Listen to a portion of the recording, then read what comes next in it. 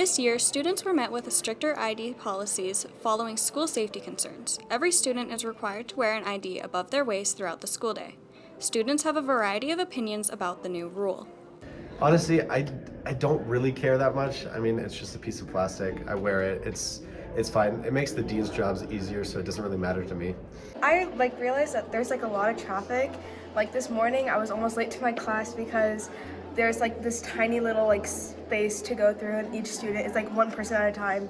So I mean, I get for safety, but it's kind of inconvenient. While the rule is mandatory, many students do not believe the ID requirement is followed by all students. I think it is. I feel like they're being a little harsh about it, but I feel like in the end it'll work.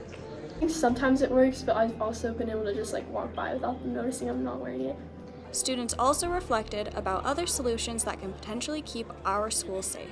There's not really a solution to knowing exactly who's supposed to be here or not. Because people could just come in throughout the day and people could know people won't know if they're supposed to be here or not, so I don't really think it's a solution to know exactly why or who's supposed to be here.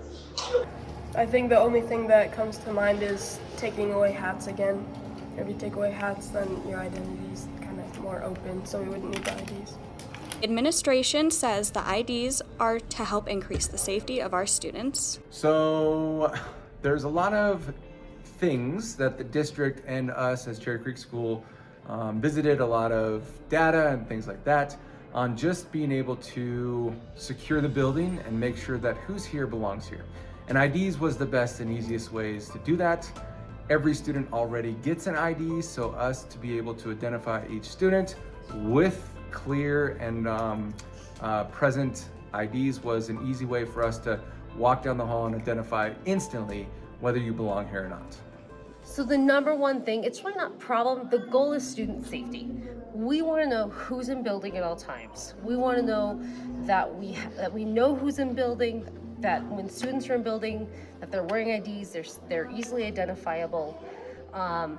Big thing, I'll tell you, if last year we had a student pass out, and because they were actually wearing their ID, we knew exactly who it was. So it makes us more efficient as the adults in building, and it keeps you safer as students in building.